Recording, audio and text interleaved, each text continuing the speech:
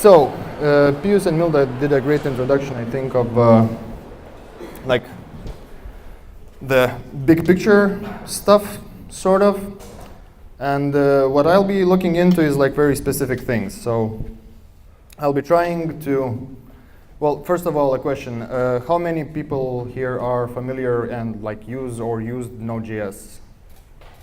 Okay, so that's great, because it's going to be relevant to you, and it's going to also be relevant to the rest of the people who I assume are Java developers.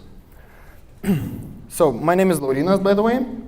Laurynas Lubys. I'm a backend developer at Wix. And yeah, so the agenda for today, I'll refresh a bit on the Interop 101 as it pertains to calling JVM libraries from Node, because what Milda showed was the other way around. Your main program is Java, and you want to call something that's written in JavaScript. I'll be talking the other way around, where your main program is written in Node, in JavaScript, and you want to call something that's written in Java. And so for the sake of an example, we'll try using an implementation of Bcrypt that's written in Java, Bcrypt specifically. Then we'll try maybe consuming Rabbitmq messages, and then we'll get to the hacks to make this all work. These libraries I just chose, well, because we need some libraries to use, and Bcrypt is a good example because it's by design computationally heavy, and Rabbitmq is interesting because it's asynchronous. So that's that. So let's get started. So Interop 101.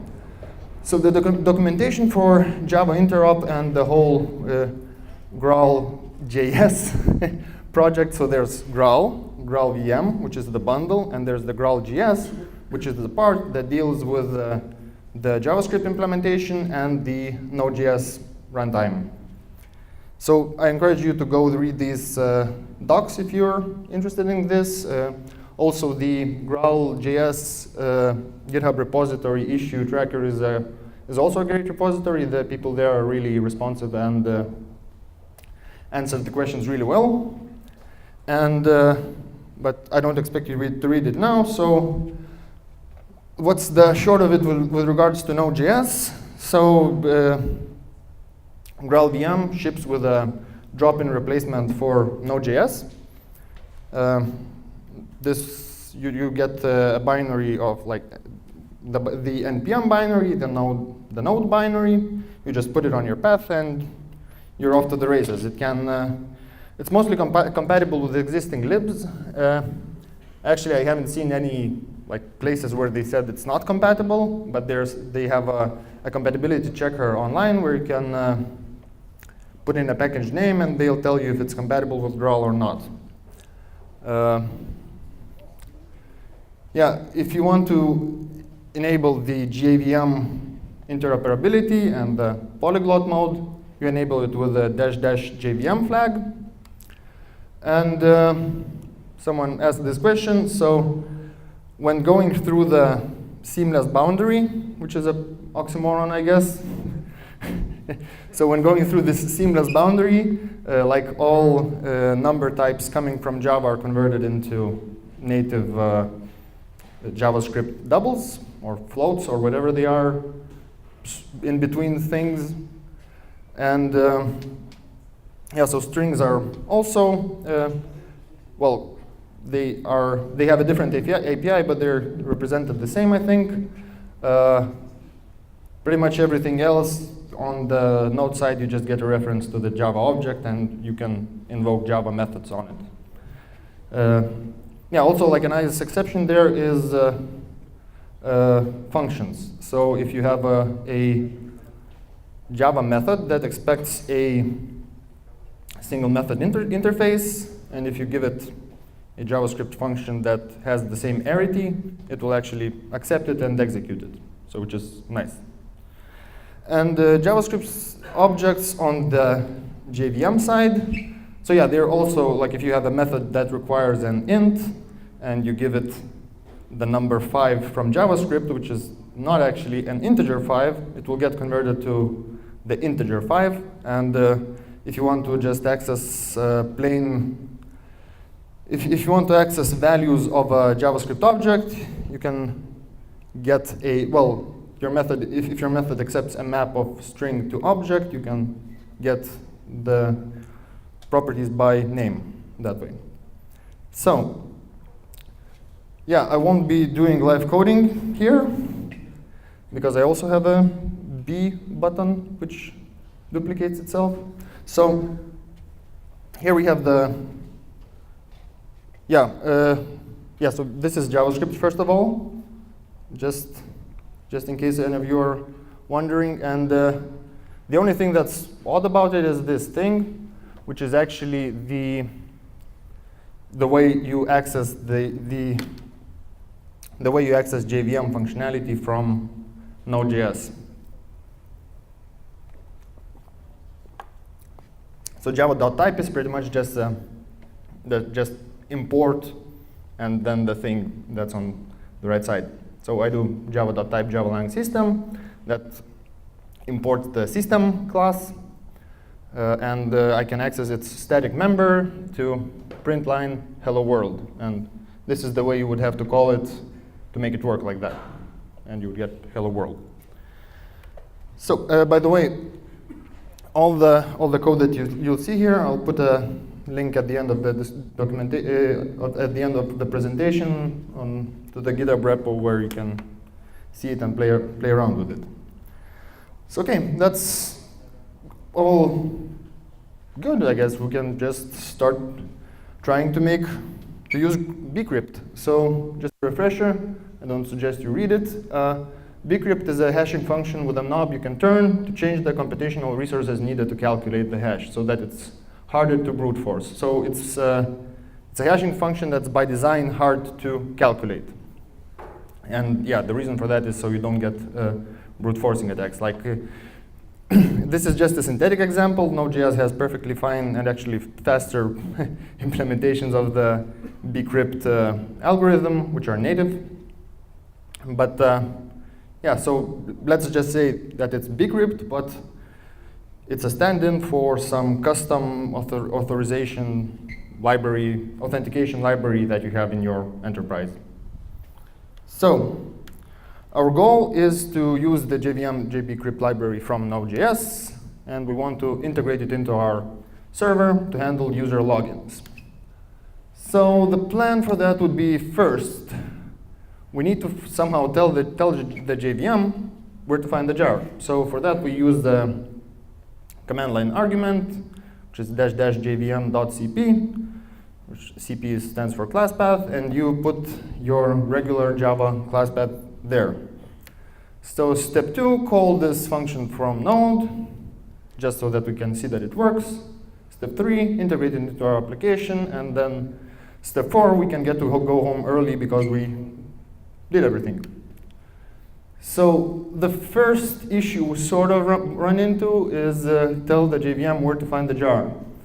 So, well, there are two ways you can actually specify specify the class path for the application. One is, well, at startup with the command line argument. You can also add it at runtime. But why I'm saying that there's many options and none of them are great is that NPM and the JVM have different packaging, different ideas about packaging and multiple versions of the same dependency. So if you had, if you just went all out and you had like a bunch of, 5 NPM modules wrapping JVM libraries, and if you bundled all your transitive dependencies with those NPM libraries, you would probably get a class path conflict, and you would get method not found at runtime, which is always fun. So, yeah, I guess the takeaway there is that if you have, if you know how fun NPM module hell can be, well, you can also now add class path hell to that, so you get 2 hells at the same time. For the sake of this presentation, what we'll do, and you can see this in the code, which I'll hopefully add a link somewhere, we'll dump the class path from Maven and feed it to the jvm.cp argument. I won't show the output of that, but it's not too many dependencies, but just so that we can also at the same time build Java code and Node code, and use dependencies. So how we would use this Bcrypt library? It's actually exactly the same as we would use the system class, because it's also a static method, so it's more straightforward. The salt is just the format the salt has to be in. The flags you would run this with are here. So you need to tell Node to enable Jvm Interoperability, and you need to tell where to find all the jars that are needed on the class path. So this assumes that you're running the script from the same folder that the script is in. And we would get the hashed thing in the output.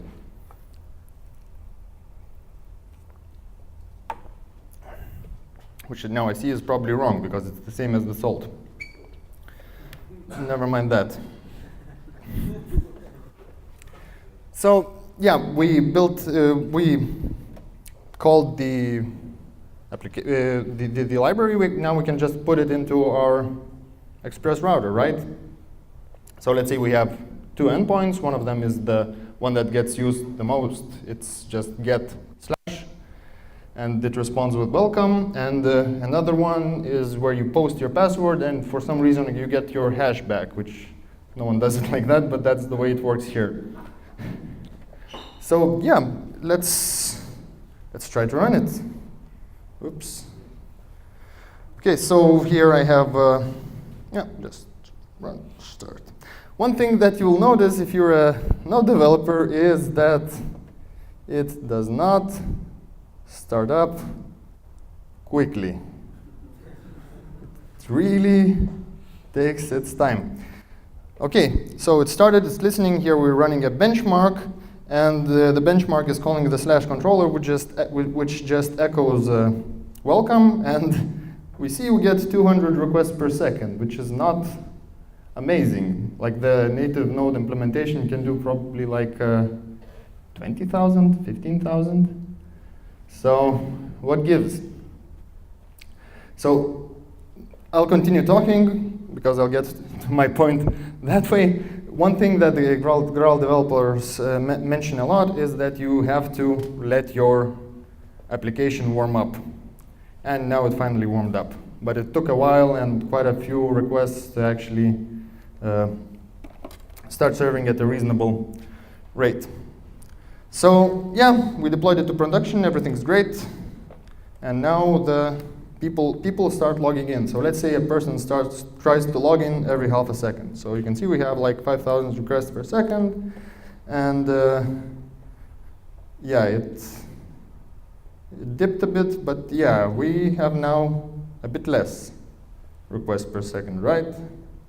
It's 45 something. Okay, more people start logging in. And yeah, our requests per second fall even more. And what if, and notice that that one does not include like logins. It's just people getting the homepage. And if we have just one user who's continually trying to log in, what we get is we get a drastic drop in the requests per second. So, I'll just stop this. So, yeah, I actually spoiled the surprise. Yeah, we're not going home early. Yeah, as probably, since there are a lot of Node.js developers here, you probably know that what we did, looking at that code, is that we blocked the event loop, which is a big no-no, because in Node.js you just have, by default, you just have one thread that's handling all your application, and if it's blocked, nothing happens on your application.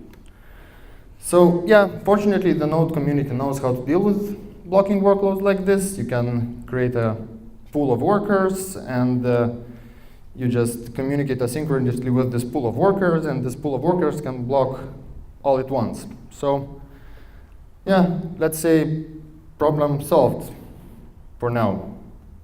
I mean, it's kind of not nice, but we can deal with it. So next up, we'll try to use Rabbitmq, which is a message queue. And yeah, the goal would be to consume messages from Rabbitmq. We want to use the Rabbitmq Push API, which means that the Rabbitmq client calls your code when it gets a new message. The reason we want to do that instead of using the pull-based API, where you ask the Rabbitmq server to give you any messages, is for kind of the same reasons that last thing did not work out so well, because like if you're polling, well, you can block, and you don't want to block. And with like polling the message loop, the message queue, you might not want to have like a bunch of workers doing that. So the plan would be figure out how to do callbacks. I mentioned a bit that it should be straightforward. We'll figure out the Java API for the Rabbitmq client. And then we'll implement a callback in Node. And finally, we'll get to handle a Rabbitmq message in Node.js. So callbacks, as I mentioned, Graal nicely allows you to just, yeah, so this is just Java code pretty much. Well, it's JavaScript code. I mean, you get the array list type, you instantiate it, you add a couple of items, and there's a for each method on the list, which allows you to give it a lambda, and it executes it. This is sort of related to the question someone asked there, but this for each method is actually implemented on the Java list and not on the JVM side, I think. Actually, I'm now really confused, but it does work like that. I got a bit confused now. Yeah, so moving on to Rabbitmq. Yeah, I don't expect you to read this because it's good old Java APIs. Things that are sort of note, the way this works: you create a connection factory, you configure it, you create a connection, you create a channel on a connection, which is an abstraction on a connection, which is basically just a connection. You declare a queue, you declare your callbacks you want called, and then you say channel, basic consume, queue name, auto acknowledge, then your deliver callback and your cancel callback, and then you say listening for messages on, blah, blah. So it's actually quite nice that doing this in Java JavaScript looks pretty much, well, the same. So there is some junk there, which is like also a nice example of how you would extend or implement the Java interface in Node.js, which is an interesting example, but we won't really stick around with that. Yeah, so you create a connection, you configure a connection factory, you configure it, you create a new connection, create a channel. Of course, we're kind of blocking here and here, which is not nice. You declare the queue. I have no idea what those arguments do. Probably something. Yeah, you declare your deliver callback, your cancel callback. So deliver callback is the callback that will get the message once it's delivered. And yeah, you say consume and log that you're listening for messages, and this is just a hack so that the event loop doesn't exit because it doesn't know that it has to do anything. Because Node.js exits once there's nothing on the event queue and there's no outstanding stuff to do, so it will just figure out that at this point it's just safe to exit because there's nothing happening. So yeah, this is just another comparison. If we just remove all the ceremony and craft, that it's basically just the same code, right? Same ugly code. So let's see how this works. Right, so let's start our, so this is pretty much the code that's written there. You can also, you'll be able to find this in the repository that I'll link to. Okay, so now we have that we're listening for messages on hello rabbit, and we'll use Rabbitmq admin to publish a message on that queue. Oops. Okay, that's not. Okay, no, actually I know it. But it's actually a big issue. Multi-threaded access requested by thread blah blah, but is not allowed for language.js. Which, when you think about it, makes perfect sense, because like, JavaScript has no synchronization primitives. Like if you just, modified something inside something that Node.js can access while it's running and doing something else, you have no idea what would happen, and you would probably run into a really inconsistent state and would have a really bad time. So yeah, we can't call JavaScript from another thread, which is not great. And you can actually find references and discussions about this in the GitHub issues for the GraalJS project. So does this mean that no event handlers written in Node.js, no using async Java IO, and just in general, async Java libraries, that return promises and stuff, no reactive streams coming from the JVM side into Node.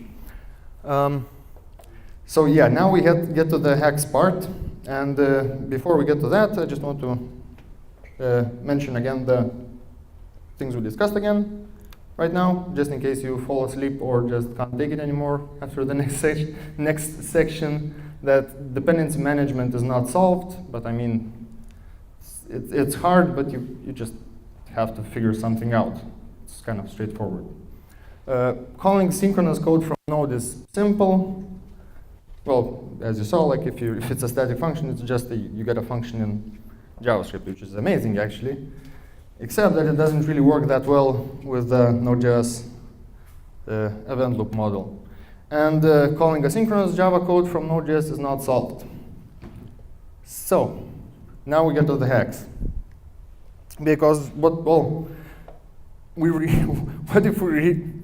if we really want to call asynchronous code from, well, what if we really want to do that? So we want something like this, right? You can see there's these question marks. So let's just live for a while in magic la la land, and let's just say that exists some library, something that defines a function bind callback, which what it does, it allows you to give it, so you call this bind callback with a JavaScript function. It returns to you a Java function that you can give to Java code, and that can later on be executed safely on another thread. And the Java side can also get the result from this computation, right? That would be like amazing. So yeah, if we use this function here, what we would expect to see is let's wait now, because like everything happened, but this will happen asynchronously later. Then something async, which is just a thing that it's just a Java class that calls the function that you give it sometime later. So, and it will send the value hello from JVM. So what we expect to see, let's wait now, then we would expect to see this console log, and then once we resolve this promise 100 milliseconds later, we would expect the JVM to also log hey, because that's what came back there. So unfortunately, fortunately, GraalJS does not provide anything like that out of the box. But let's just see, maybe we can do something about that. And this is like I'm not sure if it's a good idea to do this in production, but I guess you could, and it might work. So, and don't worry, if this is scary, it will get much worse. So, in order to solve this problem, you sort of need three components. One is the interop bus, which implements the magical bind callback function. You need one queue of pending thunks and one queue of ready thunks. You need a Node.js worker thread, which is a well, the worker thread module in Node, which is kind of disposable, and you can block on it, which reads from one row, one queue, and puts it into the other, and it can communicate with the main Node process via messaging. And you have a message handler on the parent process. So what we want to do is we have this purple triangle representing a JavaScript callback that we want to execute. And so we call the interrupt bus's method bind callback, and we give it this callback, right? This guy, interrupt bus, then returns back to you a bound function which contains a reference to that original callback that we want to get called later. So now the JavaScript code can give this bound function to some asynchronous Java code, which is we actually wanted to like invoke with this thing, but we can't because it's that we got the error back there because it's in a different thread. So this asynchronous Java code does something, and then it produces a result. So the green thing, so like in Node, you usually have this interface where callbacks accept the first argument an error, and the second argument a successful result. So we'll use the same pattern of passing both of them. So this bound function actually accepts these two arguments. The synchronous Java code calls this function, and when it calls this function, instead of executing the callback directly, what it does is it, first of all, it creates a promise and gives it back to the Java code, and it also wraps the callback, the arguments, the error argument, the success argument, and the promise into a thunk and puts it on the pending queue. So once it gets put on the pending queue, the Node.js worker, which is blocking on this queue, gets this thunk, puts it into the ready queue, and also notifies the main process that there's a thunk that is ready to be executed, to be evaluated. So on this message, the main Node process wakes up, and it then goes to the ready queue. It doesn't need to block because it already knows that there's a thunk there, and it doesn't need to block at all because, well, even if there's nothing there, it will just not pick anything up, but it will pick it up because it was first. So now in the main process, you can finally take this thunk, take out the callback you wanted to get called, take out the error and the success argument, evaluate this function, and complete the promise. So any questions? I guess this is very clear. So yeah, back to Rabbitmq. So we implemented this bound.js callback that we call. It's just an alias for a function that takes two arguments, one of which is like a generic argument. The second is a throwable, and it returns a completable stage, or well, a future of the second type argument. So it's actually pure lies because it's only for Java. Only Java believes that those types are like that. On the Node side, you can put in whatever you want there. And it's gonna crash badly. Actually, that's a really fun experience, funny story. I saw, well, but not on this version, but on the previous one, when playing around with this, I actually had a seg fault. So that's fun with stuff like this. Yeah, so if we remember that previous example, so now we have this magical bind callback function. We have this, so yeah, yes, so this adapter is needed just so that we adapt to the API that the Rabbitmq client expects. And it cannot be in JS because you can't execute JS on another thread. And yeah, the changes we need to do here are minimal. We just need to call this JS delivery, well, instantiate this adapter and give it this bound callback. And hopefully we can see how it works. So this is actually really, really a lot of effort for a really not impressive thing. take 2. Okay. So, again, not super fast at starting up here, listening for messages, and hello Node, yay, yay, woo! Yeah, I mean, it works. I can even send another one. I can send, like, maybe someone wants some message sent? No? Well, okay, let's leave it at that. So, yeah, coming back to the takeaway points, dependency management is not solved, and yeah, you have impedance mismatch there. Calling synchronous code from Node.js is simple, but blocks the event loop, which is bad. And calling asynchronous Java code from Node is not solved, but you can hack something together to make it work for yourself if you're feeling brave. Yeah, and that's all I had. This is the link where all that thing I talked about is implemented. It's a naive implementation. We actually, well, we worked on a more mature one, but just for getting the point across, it's like the bare minimum components you need there. So yeah, thank you.